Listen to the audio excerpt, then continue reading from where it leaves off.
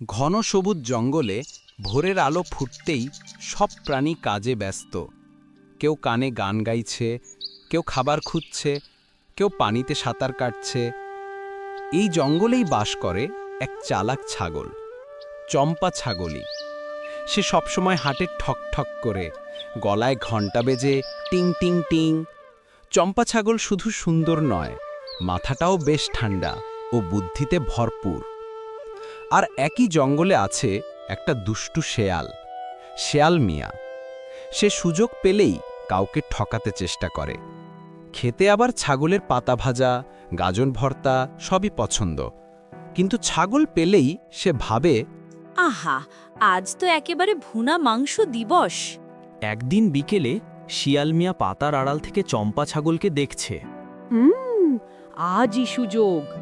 ছাগলটা একা, তার ওপর পাতাও তুলছে না। আহা, একেবারে দারুণ লাঞ্চ। শিয়াল যতই কাছে আসে ছাগল ততই দেখে, কিন্তু ভান করে না দেখা। চম্পা ছাগল মনে মনে হাসে। এই শিয়ালকে আজ এমন শিক্ষা দেব, সে 1 বছর আমাকে দেখলে রাস্তা পাল্টাবে। ছাগল একটু জোরে বলল, ইস, কত বড় একটা কূপ! পানিটা দারুণ ঠান্ডা। ইচ্ছে করছে নিজের খাসি বিরিয়ানি বানিয়ে শুধু কূপে নামিয়ে ধুয়ে নেব। এই ছাগলটা তো একেবারে পাগল। নিজের বিরিয়ানি নিজে বানাবে নাকি রান্না করছে? আমি আগে দেখি। ছাগল আবার জোরে বলল, এক সময়ের গল্প। সুন্দর সবুজ জঙ্গলে সবাই শান্তিতে থাকে। সেখানে আছে হাসি খুশি হরিণ রিনি, সবজান্তা তোতা টোটো, আর সেই জঙ্গলের একমাত্র নিজেকে সবচেয়ে ভয়ঙ্কর ভাবা বাঘ, ভোলু বাঘ। ভোলু বাঘের আসলে একটা সমস্যা ছিল। সে বড্ড বোকা, কিন্তু সে ভাবে, আমি জঙ্গলের মাথা। একদিন ভোলু গর্জন করল, রার! আজ আমি নাস্তায় একটা হরিণ খাবো। তোতা টোটো দূর থেকে হাসল। হরিণ? আরে ভাই, রিনি হরিণকে ধরতে হলে একটু বুদ্ধিও লাগবে। বুদ্ধি? আমি বাঘ, আমার বুদ্ধির কি দরকার? এই কথা শুনে জঙ্গলে সবাই হেসে লুটোপুটি। ভুলু হরিণ খুঁজতে বের হল। হঠাৎই সে দেখতে পেল গাছের নিচে বসে থাকা রিনিকে। হা হা, আজ তো আমার দিন।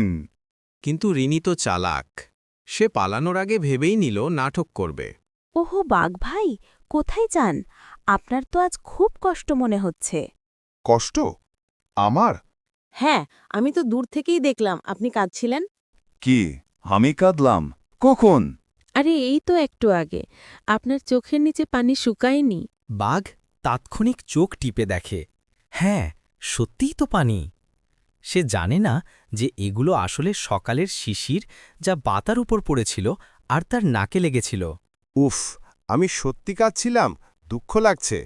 জঙ্গলে তোতা টোটো দূর থেকে ফিসফিস করে, বাঘটা তো পুরো হাঁদারাম। আপনি এত বড় বাঘ হয়ে কাঁদবেন, এটা তো ঠিক না। চলুন, আপনাকে আমি একটা জাদুর ঝর্ণা দেখাই। ওটার পানি খেলে আর কখনো মন খারাপ হবে না। ভোলু শুনেই খুশি। ও, তাই নাকি? তাহলে তো আমাকে অবশ্যই যেতে হবে। যেখানে রিনি তাকে নিয়ে গেল সেটা আসলে ছিল একটা ছোট খোলা গর্ত, যেখানে পড়ে গেলেই কাদায় ভিজে বাঘের দেহ পিচ্ছিল হয়ে যায়। রিনি বলল, দেখুন, এই জাদুর বাণী খুব গভীর। এতে ঝাঁপ দিলে আপনার দুঃখ সব দূর হয়ে যাবে। ভোলু 2 চোখ বন্ধ করল। আমি ঝাঁপ দিচ্ছি। ছপাত, বাঘ সোজা কাদার মধ্যে পড়ে গেল। রিনি হেসে গড়িয়ে পড়ার উপক্রম। রিনি, ওহ, আপনি তো জাদুর পানিতে স্নান করলেন, এখন আপনি সুখী।